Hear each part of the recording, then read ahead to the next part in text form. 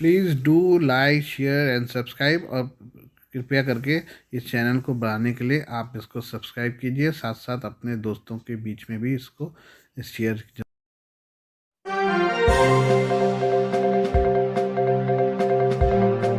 Please do like share and subscribe, और कृपया करके इस चैनल को बढ़ाने के लिए आप इसको सब्सक्राइब कीजिए, साथ साथ अपने दोस्तों के बीच में भी इसको शेयर जरूर। गुड इवनिंग फ्रेंड्स, आज की अपडेट कुछ इस प्रकार से है। भारत में कमाई कर 62,000 करोड़ रुपए से ज़्यादा की रकम अवैध तरीके से चीन भेजने के मामले में प्रवर्तन निदेशालय इन्फोर्समेंट डायरेक्टरेट ने वीवो इंडिया के खिलाफ बड़ी कार्रवाई की है। चीन की स्मार्टफोन निर्माता कंपनी के खिलाफ चल रही मनी लॉन्ड्रिंग की जांच के सिलसिले में ईडी ने उसके 3 टॉप ऑफिसर गिरफ्तार कर लिए हैं। ईडी के ऑफिशियल सोर्सेज के हवाले से भाषा ने अपनी रिपोर्ट में जानकारी दी है।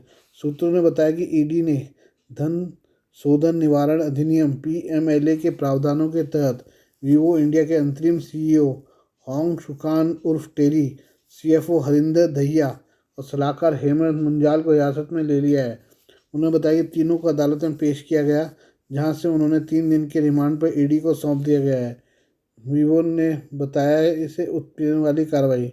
वीवो इंडिया ने अपने टॉप ऑफिसर्स की गिरफ्तारी पर एक बयान जारी किया है। कंपनी ने कहा कि अपने अधिकारियों के खिलाफ मौजूदा कार्रवाई से बेहद चिंतित है। गिरफ्तारियां निरंतर उत्पीड़न को दिखा रही हैं, जिनसे पूरे औद्योगिक परिदृश्य में अनिश्चितता का माहौल पैदा हो रहा है। कंपनी ने कहा कि हम अपने खिलाफ लगे आरोपों का मुकाबला करने और चुनौती देने के लिए सभी कानूनी रास्तों का उपयोग करने के लिए दृढ़ है। पहले भी 4 लोगों की गिरफ्तारी कर चुकी है ईडी इससे पहले भी इस मामले में 4 लोगों को गिरफ्तार कर चुकी है। इनमें एक अन्य मोबाइल फ़ोन निर्माता कंपनी लावा इंटरनेशनल के प्रबंध निदेशक हरिओम राय, चीनी नागरिक गुआवेन उर्फ Andrew Kuang, chartered accountant Nitin Garg और राजन मलिक शामिल हैं। ये चारों फिलहाल न्यायिक हिरासत में हैं। ईडी ने इन लोगों के खिलाफ हाल ही में दिल्ली की एक विशेष पीएमएलए कोर्ट में चार्जशीट दाखिल की थी, जिस पर अदालत ने संज्ञान लिया है। विशेष न्यायाधीश किरण गुप्ता ने 19 फरवरी को आरोपी को तलब किया है। ईडी चारों आरोपियों के खिलाफ अदालत में पेश दस्तावेज में दावा किया था कि इनकी कथित गतिविधियों से वीवो इंडिया को गलत तरीके से लाभ मिला, जिससे भारत को आर्थिक नुकसान हुआ है। ईडी ने पिछले साल जुलाई में वीवो इंडिया और उससे जुड़े कुछ लोगों के ठिकानों पर छापेमारी की कार्रवाई की थी। एजेंसी ने चीनी नागरिकों और कई भारतीय कंपनियों से जुड़े एक बड़े मनी लॉन्ड्रिंग रैकेट का भंडाफोड़ करने का दावा किया था। ईडी ने तब आरोप लगाया था कि भारत में टैक्स देने से बचने के लिए वीवो इंडिया ने 62,476 करोड़ रुपए अवैध रूप से चीन हस्तांतरित किए थे। ईडी ने वीवो इंडिया की एक सहयोगी company grand prospect international communication private limited, इसके निदेशक शेयरधारक और कुछ अन्य प्रोफेशनल के खिलाफ दिसंबर 2022 की दिल्ली पुलिस की प्राथमिकी के आधार पर 3 फरवरी को एक प्रवर्तन मामला सूचना रिपोर्ट ईसीआई दर्ज की थी। कॉर्पोरेट मामलों के मंत्रालय ने दिल्ली पुलिस को दी शिकायत में आरोप लगाया था कि CGICPL और उसके शेयरधारकों ने दिसंबर 2014 में कंपनी के गठन के समय जाली पहचान दस्तावेजों और गलत पते का इस्तेमाल किया था। इस कंपनी का पंजीकृत पता हिमाचल प्रदेश के सोलन, गुजरात के गांधीनगर, जम्मू में है। एक तरीके से सेल कंपनी मुखौटा कंपनी है। प्रमुख चीनी कंपनी के खिलाफ यह कार्रवाई तब हुई जब ईडी की जांच में सामने आया कि 2018 से 2021 के बीच भारत छोड़ चुके 3 चीनी नागरिकों और वहाँ के एक अन्य व्यक्ति ने भारत में 23 कंपनियां बनाई हैं। इनमें कथित तौर पर चार्टर्ड अकाउंटेंट नितिन गर्ग ने मदद की थी। ईडी ने दावा किया कि जांच में पाया गया कि भारत में स्थापित इन 23 कंपनियों ने वीवो इंडिया को भारी मात्रा में धन हस्तांतरित किया था। इसके अलावा 1,25,185 करोड़ रुपए की कुल बिक्री आय में से वीवो इंडिया ने 62,476 करोड़ रुपए या कारोबार का लगभग 50% भारत से बाहर, मुख्य रूप से चीन को भेज दिया ताकि उसे टैक्स की देनदारी न उठानी पड़े। ये अब हम हमास के बारे में बात करें। हमास और इस्लामिक जिहाद PIJ ने सत्ता छोड़ने की शर्त पर स्थायी युद्ध विराम करने के समझौते से इनकार कर दिया है।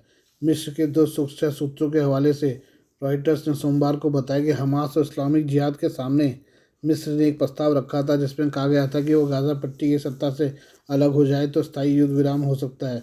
मिस्र ने बताया कि दोनों संगठनों ने इस प्रस्ताव को खारिज कर दिया है। हमास और PIJ ने 7 अक्टूबर को पकड़े गए अधिक बंधकों की रिहाई के अलावा किसी भी रियायत की पेशकश को खारिज कर दिया। हमास और PIJ के कमांडरों के हवाले से बताया गया है कि वह युद्ध विराम के बदले बंधकों को छोड़ने को राजी हैं, लेकिन इससे ज़्यादा कोई शर्त नहीं मान रहे हैं। हमास और PIJ के लोग काहिरा में मिस्र के मध्यस्थों के साथ अलग अलग बातचीत कर रहे हैं। मिस्र और कतर ने प्रस्ताव में कहा कि बंधकों की रिहाई के बदले में युद्ध विराम शामिल होगा और गाजा में नेतृत्व के एक बड़े बदलाव के साथ अस्थायी युद्ध विराम किया जाएगा। रिपोर्ट के मुताबिक मिस्र ने प्रस्ताव में हमास को भी ये आश्वासन दिया है कि उसके सदस्यों का पीछा नहीं किया जाएगा और उन पर मुकदमा नहीं चलाया जाएगा। हमास और पीआईजे दोनों ने ही प्रस्ताव की ज़्यादातर शर्तों पर सहमति नहीं जताई। दोनों संगठनों का कहना है कि इसराइल युद्ध पूरी तरह से रोके, जिसके बदले में वो अपने कब्जे से 100 से अधिक बंदूकों को रिहा कर देंगे। इसके अलावा गाज़ा छोड़ने या दूसरी शर्तों को ये संगठन नहीं मान रहे हैं। कायरा में बातचीत में शामिल रहे हमास के कमांडर ने रॉयटर्स को बताया कि उनका आधिकारिक रुख नहीं बदला है। गाज़ा में हमारे लोगों के खिलाफ इसराइल को आक्रामकता और नरसंहार को रोकना चाहिए। हमने अपने मिस्र के भाइयों के साथ इसके तरीकों पर चर्चा की है। हमने यह भी कहा कि हमारे लोगों के लिए सहायता बढ़नी चाहिए। यह उत्तर और दक्षिण की सभी आबादी तक पहुंचनी चाहिए। आक्रामकता रुकने और सहायता बढ़ने के बाद हम कैदियों की अदला बदली पर चर्चा के लिए तैयार हैं। पीआईजी ने भी यह भी शर्त समझौते के लिए रखी है, जिसके पास भी कई बंधक होने की बात कही जा रही है।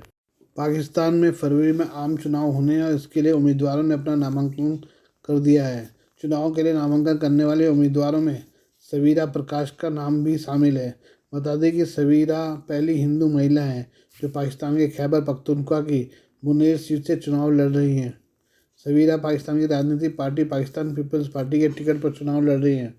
पाकिस्तानी मीडिया की रिपोर्ट्स के अनुसार सबीरा के पिता ओम प्रकाश एक डॉक्टर हैं और हाल ही में वो रिटायर हुए हैं। ओम प्रकाश बीते 35 सालों से पाकिस्तान पीपल्स पार्टी के सदस्य रहे हैं।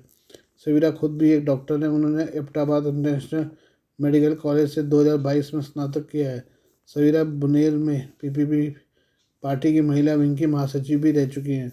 सबीरा महिलाओं की स्थिति को बेहतर करना चाहती हैं, उनके लिए बेहतर माहौल बनाना चाहती हैं। साथ ही सबीरा का कहना है कि अगर वो चुनाव जीत जाती हैं तो वो गरीबों और वंचितों के लिए भी काम करेंगी।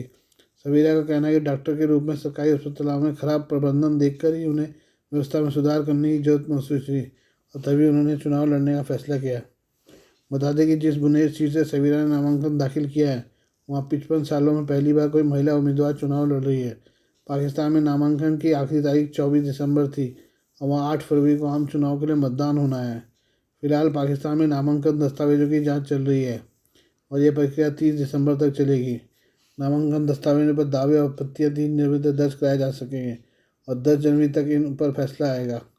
11 जनवरी को उम्मीदवार की सूची जारी होगी और 12 जनवरी तक इच्छुक उम्मीदवार अपना नामांकन वापस ले सकते हैं।